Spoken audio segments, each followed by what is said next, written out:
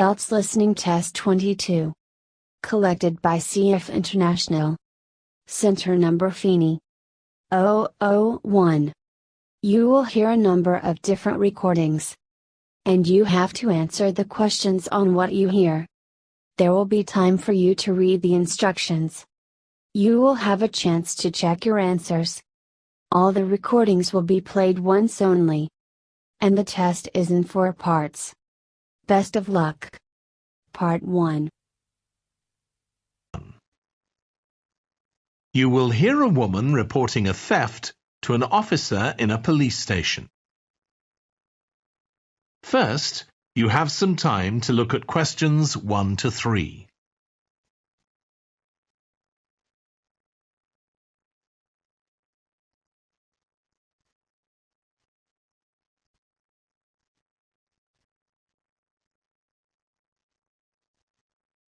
You should answer the questions as you listen, because you will not hear the recording a second time. Listen carefully and answer questions 1 to 3. Good morning. What can I do for you? I want to report a theft. I had some things stolen out of my bag yesterday. I'm sorry to hear that. Right, so I'll need to take a few details. Can I start with your name? Louise Taylor. Okay, thank you. And are you resident in the UK? No, I'm actually Canadian, though my mother was British. And your date of birth? December 14th, 1977. So you're just visiting this country? That's right. I come over most summers on business. I'm an interior designer, and I come over to buy old furniture. Antiques, you know? There are some really lovely things around here, but you need to get out to the small towns. I've had a really good trip this year, until this happened. Okay. So you've been here quite a while? Yes, I'm here for 2 months. I go back next week. So, may I ask where you're staying now? Well, at present, I've got a place at Park Apartments. That's on King Street. I was staying at the Riverside Apartments on the same street, but the apartment there was only available for 6 weeks, so I had to find another one. Okay. And the apartment number? 15. Right. Before you hear the rest of the conversation, you have some time to look at questions 4 to 10.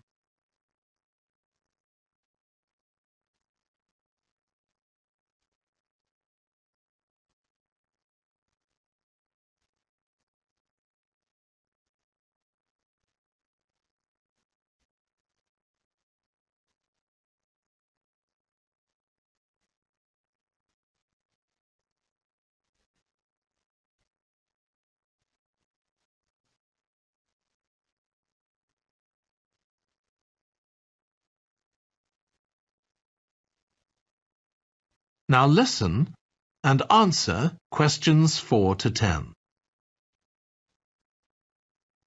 Now, I need to take some details of the theft.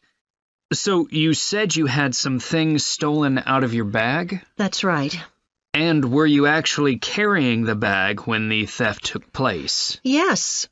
I really can't understand it. I had my backpack on, and I went into a supermarket to buy a few things, and when I opened it up, my wallet wasn't there. And what did your wallet have in it? Well, fortunately, I don't keep my credit cards in that wallet. I keep them with my passport in an inside compartment in my backpack, but there was quite a bit of cash there, about £250 sterling, I should think. I withdrew £300 from my account yesterday, but I did a bit of shopping, so I must have already spent about £50 of that. Okay. At first I thought, oh, I must have left the wallet back in the apartment. But then I realized my phone had gone as well.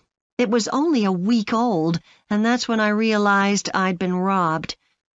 Anyway, at least they didn't take the keys to my rental car. Yes. So, you say the theft occurred yesterday? Yes. So that was September the 10th? And do you have any idea at all of where or when the things might possibly have been stolen? Well, at first I couldn't believe it because the bag had been on my back ever since I left the apartment after lunch. It's just a small backpack, but I generally use it when I'm traveling because it seems safer than a handbag. Anyway, I met up with a friend, and we spent a couple of hours in the museum. But I do remember that as we were leaving there, at about 4 o'clock, a group of young boys ran up to us, and they were really crowding round us, and they were asking us what time it was. Then, all of a sudden, they ran off. Can you remember anything about them? The one who did most of the talking was wearing a T-shirt with a picture of something. Let's see. A tiger. Right. Any idea of how old he might have been? Around 12 years old? And can you remember anything else about his appearance? Not much. He was quite thin. Color of hair? I do remember that. He was blonde. All the others were dark-haired. And any details of the others? Not really. They came and went so quickly. Right. So what I'm going to do now is give you a crime reference number so you can contact your insurance company. So this is 10 digits. 87954 82361. Thank you. So, should I contact... That is the end of part 1. You now have half a minute to check your answers.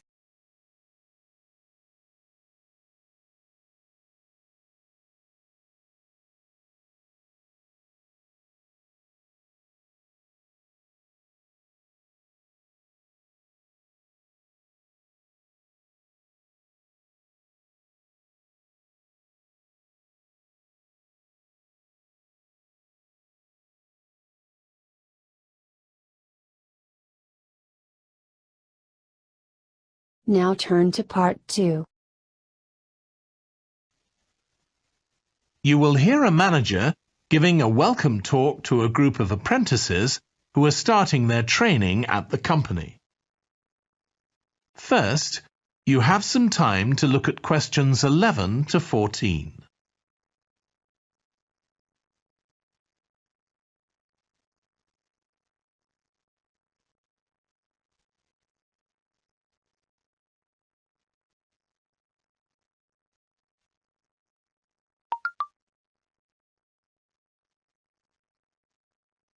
Now listen carefully and answer questions 11 to 14. Good morning, everyone. My name's Janet Parker, and I'm the Human Resources Manager. We're very happy to welcome you to your new apprenticeship. I hope that the next 6 months will be a positive and enjoyable experience for you. I'd like to start with some general advice about being an apprentice. Most of you have very little or no experience of working for a big organisation, and the first week or so may be quite challenging. There will be a lot of new information to take in, but don't worry too much about trying to remember everything. The important thing is to check with someone if you're not sure what to do. You'll find your supervisor is very approachable and won't mind explaining things or helping you out.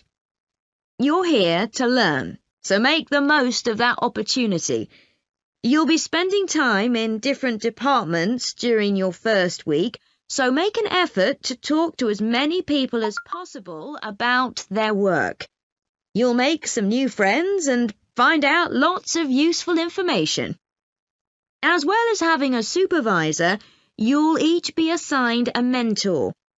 This person will be someone who's recently completed an apprenticeship, and you'll meet with them on a weekly basis. Their role is to provide help and support throughout your apprenticeship. Of course, this doesn't mean they'll actually do any of your work for you. Instead, They'll be asking you about what goals you've achieved so far, as well as helping you to identify any areas for improvement. You can also discuss your more long-term ambitions with them as well.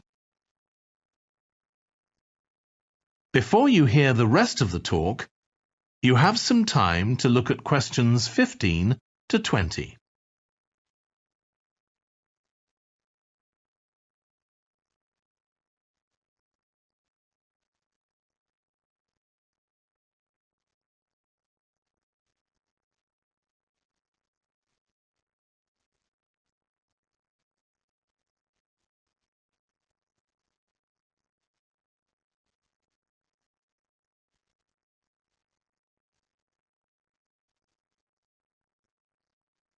Now listen and answer questions 15 to 20. Now, I just want to run through a few company policies for our apprenticeship scheme with you. Most importantly, the internet. As part of your job, you'll be doing some research online, so obviously you'll have unlimited access for that. But please don't use it for personal use. You'll have your own phones for that. Some of you have already asked me about flexible working. After your probationary 3-month period, some of you will be eligible for this, but it will depend on which department you're in and what your personal circumstances are, so please don't assume you'll automatically be permitted to do this. I want to make sure there's no confusion about our holiday policy. Apart from any statutory public holidays, we ask that you don't book any holidays until after your 6-month apprenticeship has finished. Time off should only be taken if you are unwell. Please speak to your supervisor if this is going to be a problem. You'll be expected to work a 40-hour week, but there may be opportunities to do overtime during busy periods. Although you're not required to do this, it can be a valuable experience, so we advise you to take it up if possible. Obviously, we understand that people do have commitments outside work, so don't worry if there are times when you are unavailable. As you know, we don't have a formal dress code here. You may wear casual clothes as long as they're practical. And the only restriction for shoes we have is on high heels for health and safety reasons.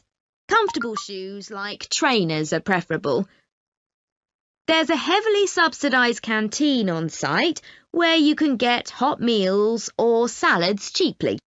Snacks and drinks are also provided, so we've decided to introduce a no-packed lunch policy. This is partly to encourage healthy eating at work, and partly to stop people from eating at their workstation, which is unhygienic. Okay, moving on to... That is the end of part 2. You now have half a minute to check your answers.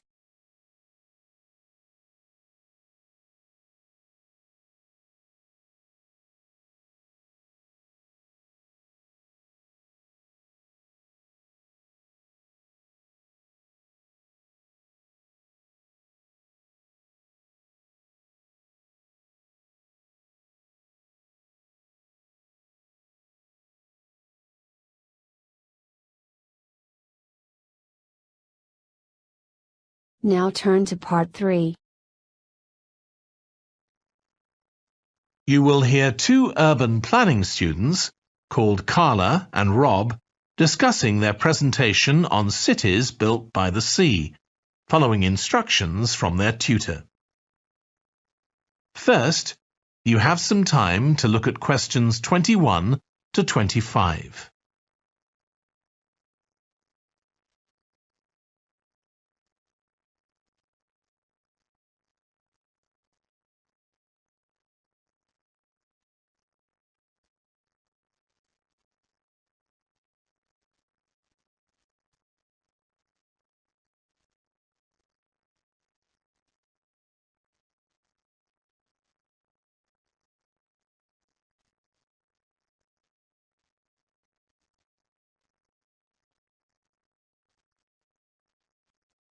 Now listen carefully and answer questions 21 to 25.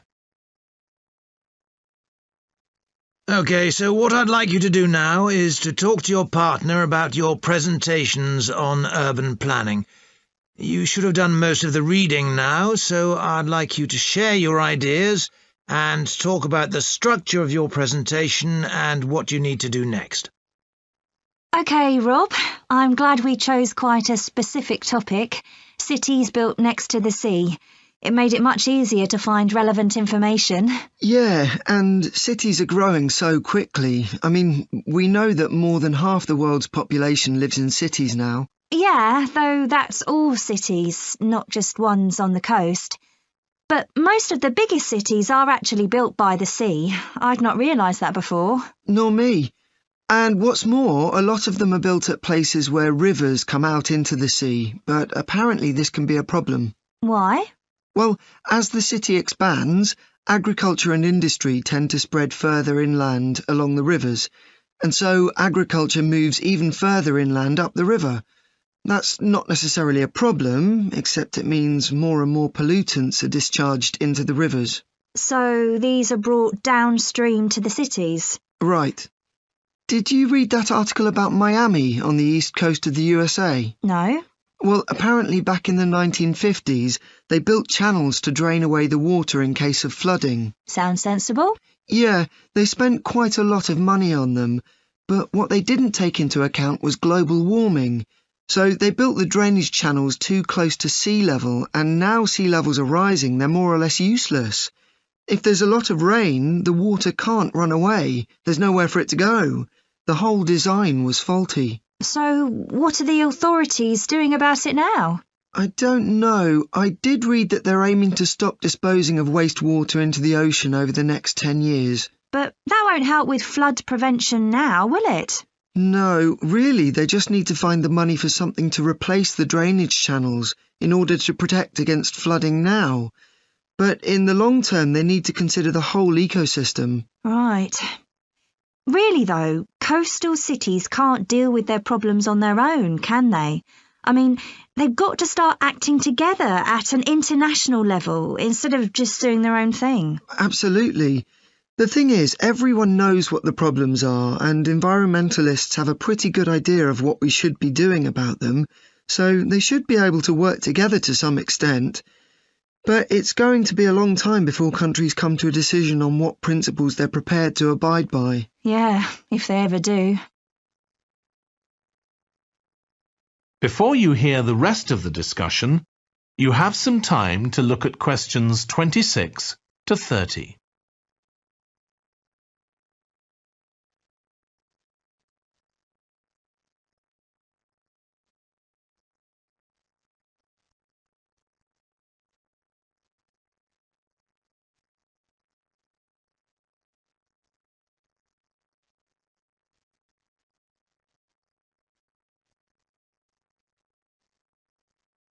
Now listen and answer questions 26 to 30.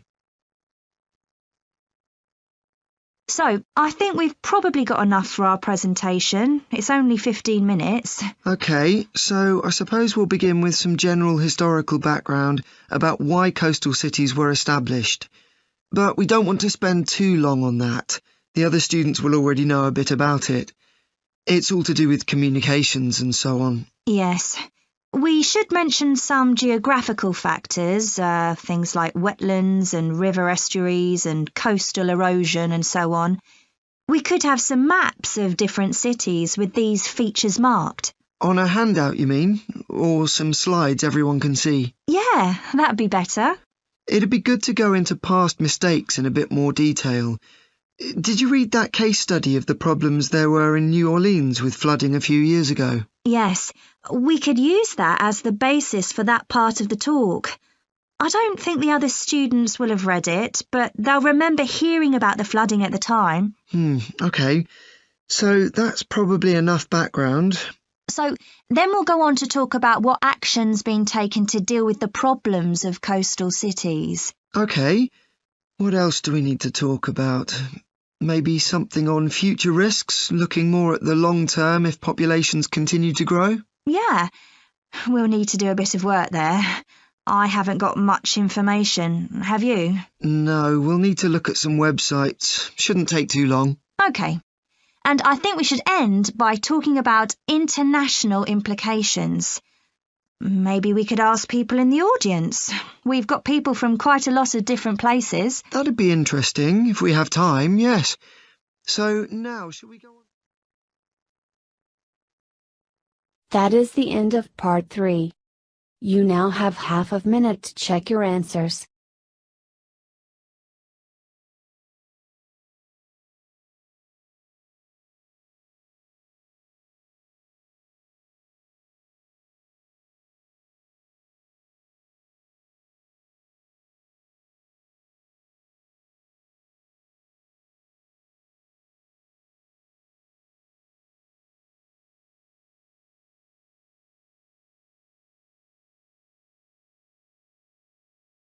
Now turn to part 4.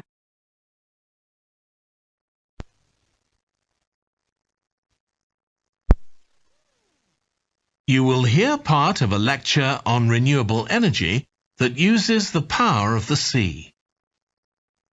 First, you have some time to look at questions 31 to 40.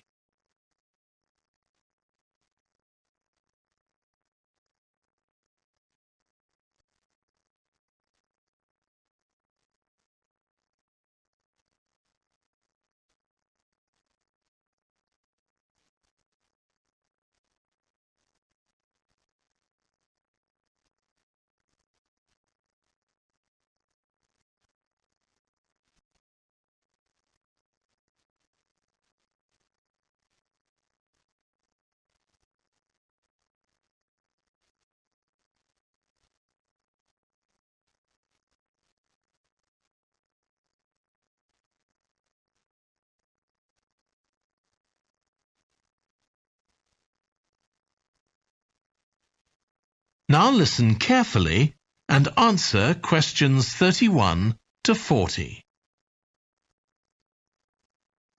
Producing enough energy to meet our needs has become a serious problem. Demand is rising rapidly because of the world's increasing population and expanding industry. Burning fossil fuels like gas, coal and oil seriously damages the environment, and they'll eventually run out. For a number of years now, scientists have been working out how we can derive energy from renewable sources, such as the sun and wind, without causing pollution. Today, I'll outline marine renewable energy, also called ocean energy, which harnesses the movement of the oceans.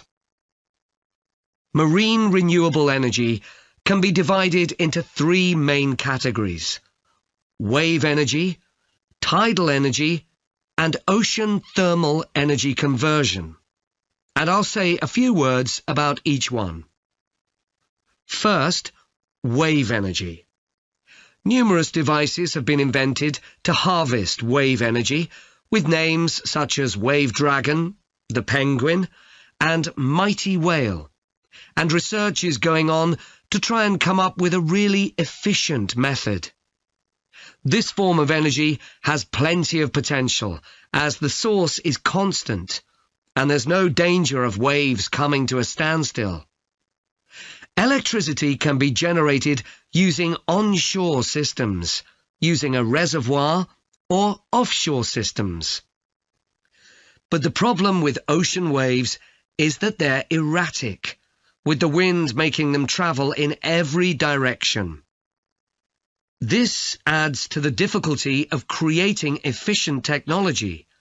Ideally, all the waves would travel smoothly and regularly along the same straight line. Another drawback is that sand and other sediment on the ocean floor might be stopped from flowing normally, which can lead to environmental problems.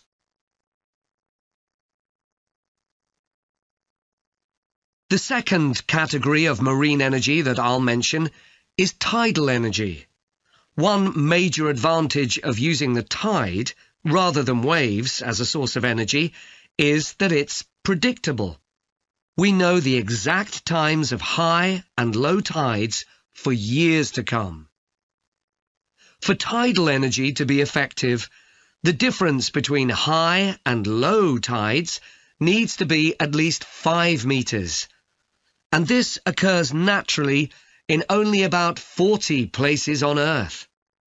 But the right conditions can be created by constructing a tidal lagoon, an area of seawater separated from the sea.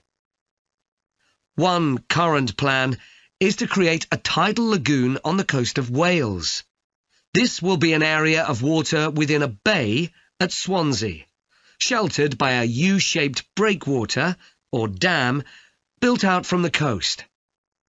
The breakwater will contain 16 hydro turbines, and as the tide rises, water rushes through the breakwater, activating the turbines, which turn a generator to produce electricity. Then, for 3 hours as the tide goes out, the water is held back within the breakwater, increasing the difference in water level until it's several meters higher within the lagoon than in the open sea. Then, in order to release the stored water, gates in the breakwater are opened.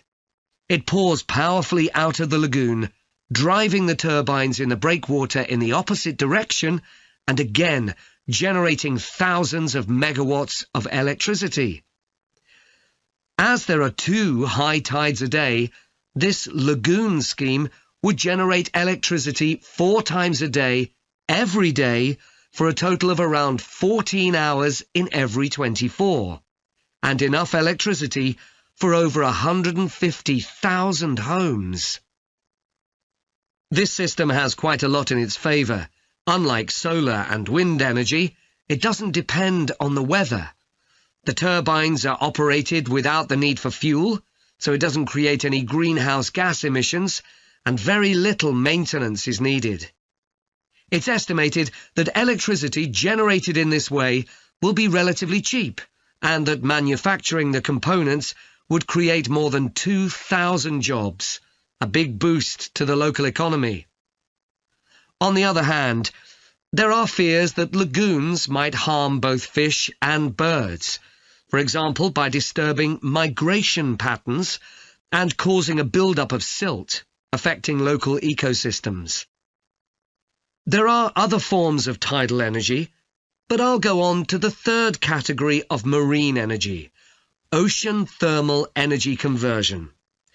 This depends on there being a big difference in temperature between surface water and the water a couple of kilometres below the surface, and this occurs in tropical coastal areas.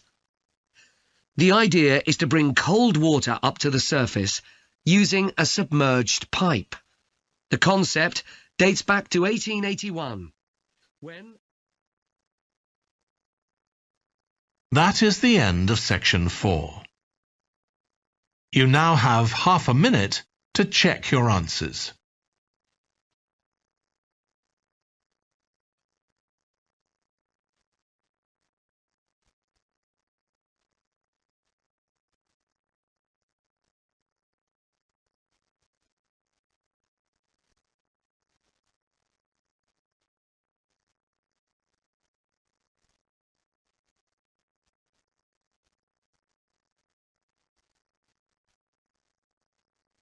That is the end of part 4. You now have half a minute to check your answers.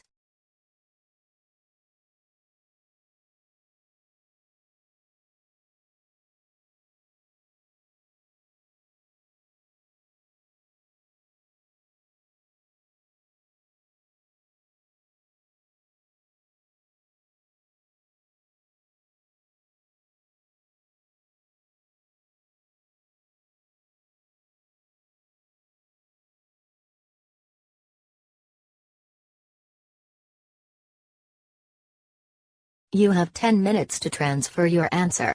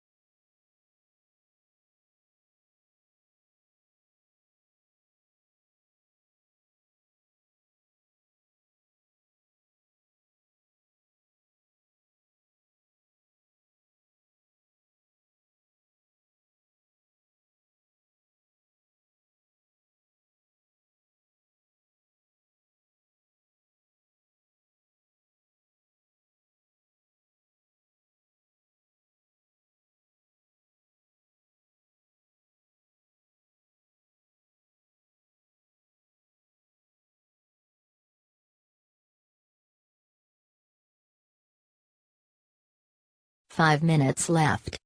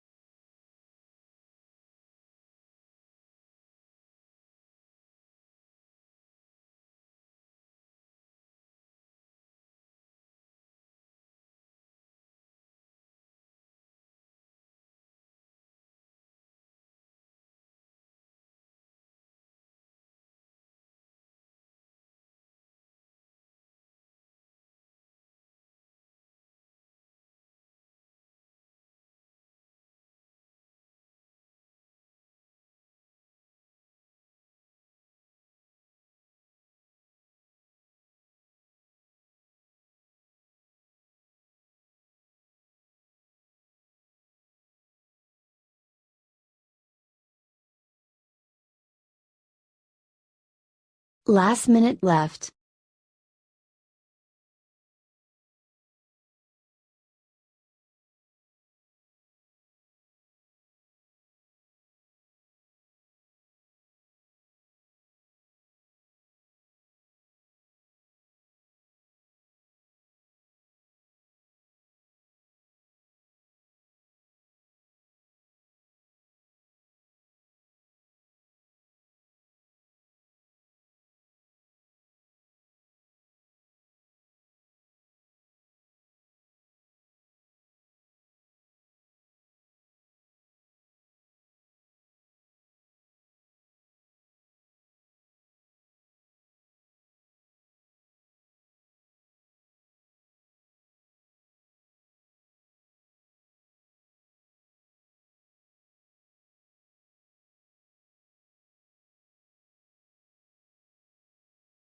stop writing. Thank you for supporting CF International Feeney.